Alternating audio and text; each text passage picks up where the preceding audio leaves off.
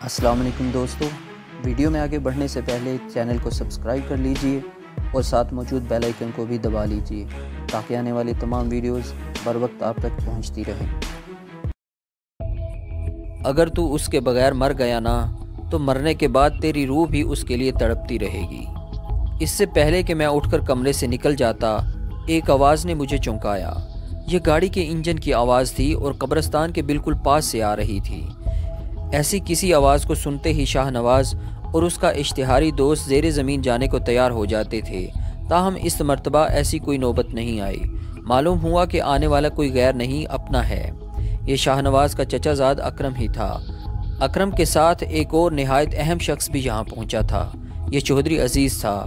चौधरी अज़ीज़ की यहाँ अचानक आमद ने हमें हैरान किया। बंद कमरे में मेरी और चौधरी अज़ीज़ की मुलाकात हुई। चौधरी के चेहरे पर हिजानी तासुरात थे। उसने कहा, मैं 4-5 दिन से बीमार हूँ, लेकिन यहाँ तुम्हारे पास आना बहुत ज़रूरी था। तुम पहले भी बहुत मुसीबत में हो, मैं तुम्हें और मुसीबत में नहीं देख सकता।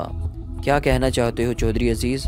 उसने कहा, माजी में बहुत कुछ होता रहा है खावर, कभी हम दोस्त बने कभी दुश्मन, लेकिन एक बात मैं तस्लीम करता हूँ और सच्चे दिल से करता हूँ, तुमने जागीर और हवेली के लिए कुर्बानियाँ दी हैं। तुम्हारी कई बरसों की मुसलसल कोशिशों से जागीर की दीवारें पक्की हुई हैं। मैं नहीं चाहता कि जागीर की बुनियादें और दीवारें मजबूत करने वाला अब खुद रेत की दीवार बन जाए।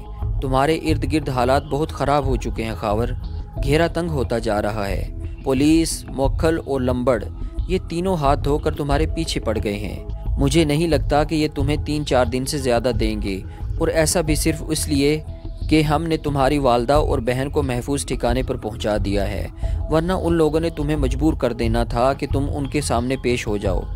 अब तुम्हारी क्या राय है चौधरी अज़ीज़? राय नहीं है, फ़ैसला है, और तुम्हें इस फ़ैसले पर हर सूरत अमल करना होगा। चौधरी अज़ीज़ ने अपनायत भरे तहक्कुम से कहा। क्या फ़ैसला? तुम तैयार रहो, मैंने तुम्हें यहाँ से निकालने का पूरा इंतज़ाम कर लिया है। तुम वाली जी के एक पुराने दोस्त ग़ुलाम खान के साथ आज़ाद इलाके में जा रहे हो। तुम्हें शायद पता हो, ग़ुलाम खान का अपना ट्रक है और वो उसकी ड्राइवरी भी खुद ही करता है। मैंने उसके साथ सारी बात कर ली है। परसों सुबह 3-4 बजे के करीब तुम और तैमूर एक ट्रैक्टर ट्रॉली में पक्की सड़क तक पहुंचोगे। वहां से ग़ुलाम खान तुम्हें ट्रक पर सवार करेगा। वो पसरूर से कुछ फर्नीचर वगैरह लेकर कुरब एजेंसी के इलाके टल में जा रहा है। वो तुम दोनों को अपने सामान में इस तरह छुपा लेगा कि किसी को कानो कान खबर नहीं होगी। टल से आगे तुम लोग लोकल बस में सफ़र करोगे और अफ़गानिस्तान के बॉर्डर की तरफ निकल जाओगे। ग़ुलाम खान हर कदम पर तुम दोनों के साथ होगा और जब तक तुम्हारी तरफ से मुतमईन नहीं हो जाएगा वापस नहीं आएगा। अगले 1 घंटे में हमारे दरमियान यही बात हुई कि हमने यहाँ से किस तरह निकलना है और कबायली इलाके में किस तरह चंद माह के लिए ख़ुद को रूपोश करना है। इस गुफ्तगू में शिरकत के लिए मैंने तैमूर और शाहनवाज़ को भी बुला लिया था। शाहनवाज़ को भी चौधरी अज़ीज़ के ख़यालात से मुकम्मल इत्तफ़ाक़ था। उसे भी लग रहा था कि जिस तरह के हालात बन गए हैं, मुझे 8-10 महीनों या फिर 1-1.5 साल के लिए कबायली इलाके में रूपोश हो जाना चाहिए। हमें करीबन 75% रजामंद करने के बाद चौधरी अज़ीज़ और अकरम वापस चले गए। चौधरी अज़ीज़ से 2 दिन पहले वाली लड़ाई के हवाले से कुछ मज़ीद खबरें मिली। मुझे अपने 3-4 साथियों के ज़ख्मी होने की इत्तला मिली। इसके अलावा हामिद के सर पर भी लाठियां लगी थीं। जब मोखल पाशा और उसके साथी दंदनाते हुए हवेली में दाखिल हुए और मुलाजमों को ज़दोकोब किया तो हामिद कम उम्र होने के बावजूद राइफ़ल पकड़कर बाहर निकल आया। बिल्किस उसे पकड़ती ही रह गई। उसके हाथ में राइफ़ल देखकर मोखल पाशा के साथी चकमा देकर उसके अक़ब में चले गए और लाठी की 2-3 ज़रबें उसके सर पर लगाकर राइफ़ल उससे छीन ली। रौनक अली के मामूली ज़ख्मी होने की इत्तला भी मिली। ये सारी खबरें दुखी करने वाली थीं। मैं मोर्चे वाले वाक़े के बारे में भी जानना चाह रहा था। मुझे ये तजस्सुस था कि नाजे की लाश का क्या बना। उसके बारे में चौधरी अज़ीज़ या अकरम कोई ख़ास इत्तला फराहम नहीं कर सके। बस यही पता चला कि वहाँ से एक कोयला लाश मिली है, जिसे लापता करार देकर पुलिस के हवाले कर दिया गया है। ख्याल जाहिर किया जा रहा था कि यह मुलज़मों के किसी साथी की लाश है। मैं जैसे एक दोराहे पर खड़ा था। एक रास्ता फ़रार का था, दूसरा ख़ुद को गिरफ्तारी के लिए पेश करने का। दोनों रास्तों पर ख़तरात मौजूद थे, लेकिन मैं दोनों रास्तों में से कोई भी रास्ता इख्तियार करता उससे पहले मैं एक बार बेबे जी और आरफा से मिलना ज़रूर चाहता था। मैं बेबे जी की पाइंती की तरफ बैठकर देर तक उनकी टांगें दबाना चाहता था और उनकी ममता को अपने सारे दुखड़े सुनाने के बाद उनकी राय और उनकी दुआएं लेना चाहता था। माँ के पांव पकड़कर मुझे जो सुकून मिलता था उसको बयान करने के लिए मेरे अल्फाज बिल्कुल नाकाफ़ी हैं। किस सोच में हो यार? तैमूर ने दूध पत्ती वाली प्याली मेरी तरफ बढ़ाते हुए कहा। वही जो तुम सोच रहे हो। किस तरफ जाना चाहिए? मैंने खुद को खद्दर के लिहाफ में लपेट कर जवाब दिया। मैं तो गिरफ्तारी देने के हक में नहीं हूँ। आगे जैसा तुम कहोगे वैसा करूँगा।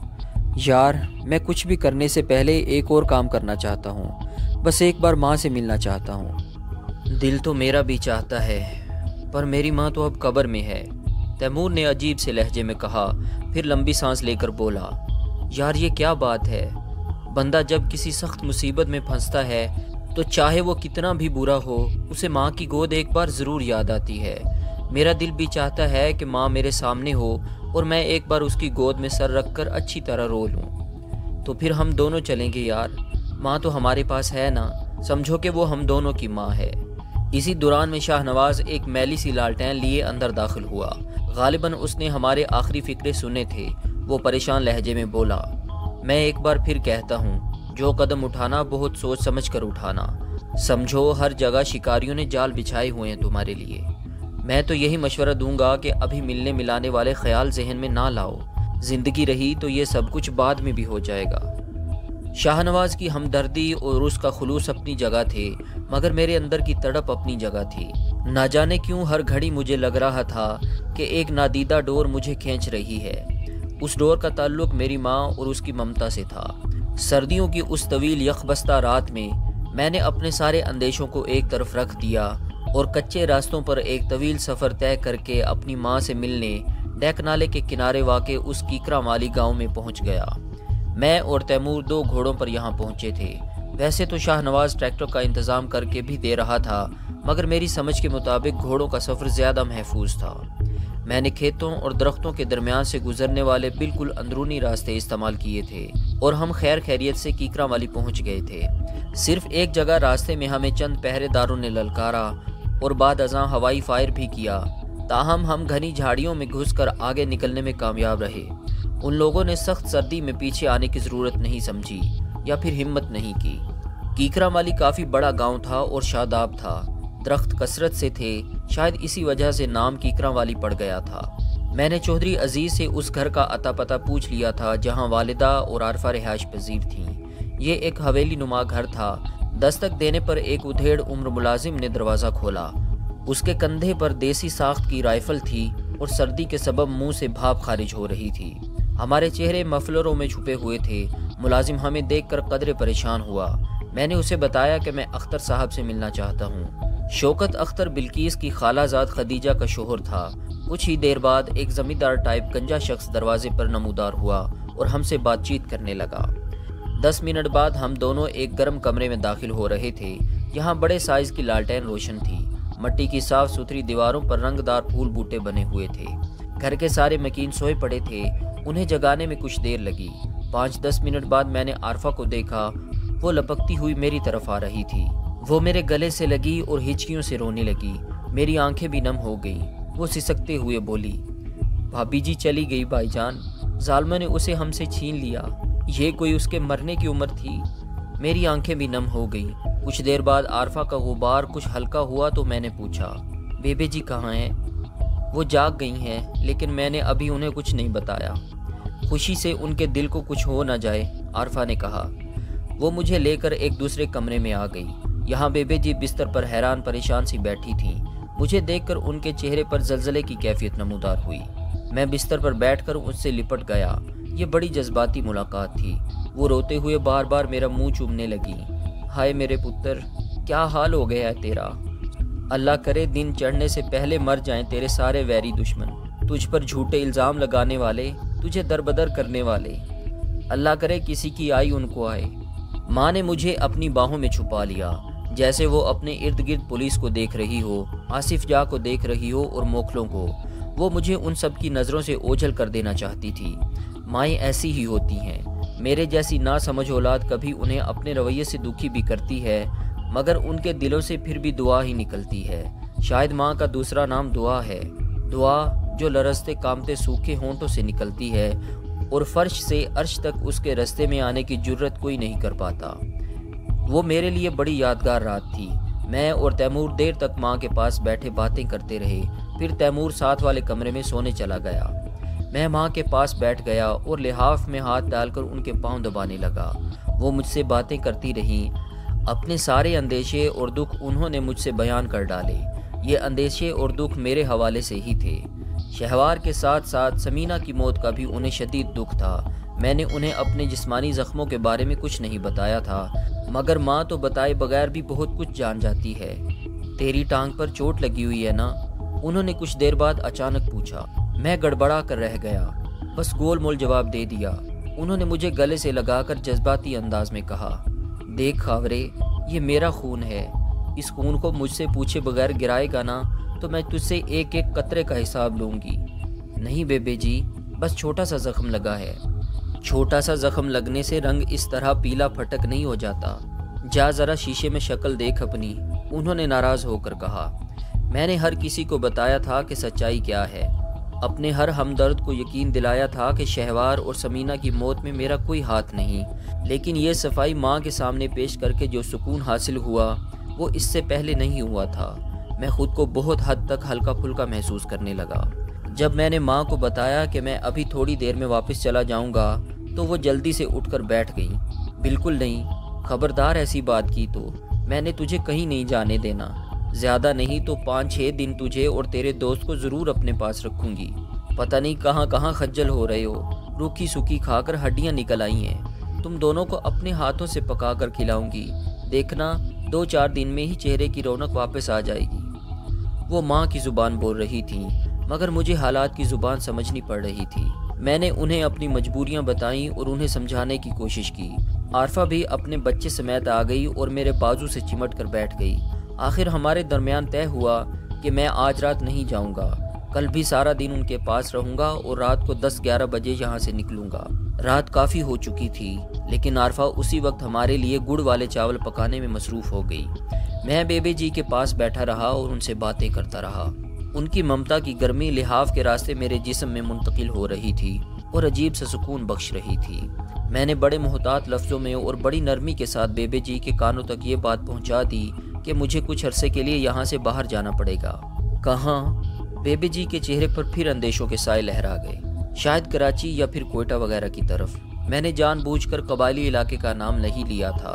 میرے جانے کی خبر نے ان کی آنکھوں میں نمی بھر دی۔ میں نے انہیں تسلی دیتے ہوئے کہا، بیبے جی دیکھیں، لوگ برسوں کے لیے دبئی کویت وغیرہ چلے جاتے ہیں، یہ تو چند مہینوں کی بات ہے اور پھر کسی نہ کسی طرح آپ تک اپنی خیریت بھی پہنچاتا رہوں گا۔ چودھری عزیز اور بلقیس وغیرہ کا آپ سے رابطہ رہے گا۔ لوگ دبئی کویت وغیرہ جاتے ہیں تو وہ اپنی خوشی سے جاتے ہیں، تو جان بچانے کے لیے چھپتا پھر رہا ہے، تیرے پیچھے پولیس لگی ہوئی ہے۔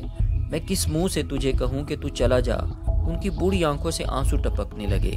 میں نے کہا، بیبے جی آپ پریشان نہ ہوں، میں کوئی ابھی چل تو نہیں پڑا ہوں، ابھی تو بس سوچ رہے ہیں۔ انہوں نے جذباتی انداز میں مجھے اپنے ساتھ لگا لیا۔ نہ جا پتر، ایسے جانے والے بڑی مشکل سے واپس آتے ہیں۔ انہوں نے مجھے اپنے گاؤں ہی کی 1-2 مثالیں دیں۔ میں جانتا تھا کہ بیبے جی جو کہہ رہی ہیں وہ درست ہے۔ سر پر دوہرے خون کا الزام لے کر در بدر بھٹکتے پھرنا اور چھپنا کوئی سہل کام نہیں تھا۔ پھانسی کا پھندا لگ جائے تو جان چھوٹ جاتی ہے، سر پر جھولتا رہے تو بندہ مر مر کر جیتا ہے۔ سردیوں کی طویل رات بہت جلد گزر گئی۔ صبح بیبے جی نے اپنے ہاتھ سے ناشتہ تیار کیا۔ دیسی گھی کا پراٹھا، انڈوں کا آملیٹ جس میں پیاز اور ٹماٹر تھے، گھی سے تر بتر حلوہ جس میں چینی کے بجائے گڑ ڈالا گیا تھا اور ثابت بادام جھلک رہے تھے، ساتھ میں دہی کی گاڑھی لسی جسے ادرہڑکا کہا جاتا ہے۔ ماں کے ہاتھ کی یہ نعمتیں کسی اور وقت میسر ہوتیں تو ان کا مزہ کچھ اور ہوتا۔ یہ بڑے دگردوں حالات تھے، پھر بھی ہم دونوں نے دل جمعی سے ناشتہ کیا۔ خدیجہ اور اس کا زمیندار شوہر بھی ہماری تواضع میں کوئی کسر نہیں اٹھا رکھ رہے تھے۔ یہ زندہ دل اور جی دار لوگ تھے۔ خدیجہ کے خد و خال میں کہیں کہیں بلقیس کی جھلک ملتی تھی اور میں نہ چاہنے کے باوجود اسے یاد کرنے پر مجبور ہو رہا تھا۔ میں ذہن کو اس سے دور رکھنے کی بہت کوشش کرتا تھا، مگر وہ کسی نہ کسی بہانے، کسی نہ کسی حوالے سے یاد آتی رہتی تھی۔ اسے مکمل طور پر بھول جانا شاید میرے بس میں ہی نہیں تھا۔ 10-11 بجے کے قریب گھر کے دروازے پر دستک ہوئی۔ خدیجہ کا شوہر تو کھیتوں میں جا چکا تھا۔ خدیجہ نے دروازہ کھولا۔ اندر آنے والا چودھری عزیز کا خاص ملازم انورہ تھا، ساتھ میں اس کی بیوی بھی تھی۔ انورہ کی آمد غیر متوقع تھی۔ انورہ بھی مجھے یہاں دیکھ کر حیران ہوا۔ دوستو، آج تک کے لیے اتنا ہی، ملتے ہیں اگلی قسط میں، تب تک کے لیے اپنا خیال رکھیے۔ اللہ حافظ۔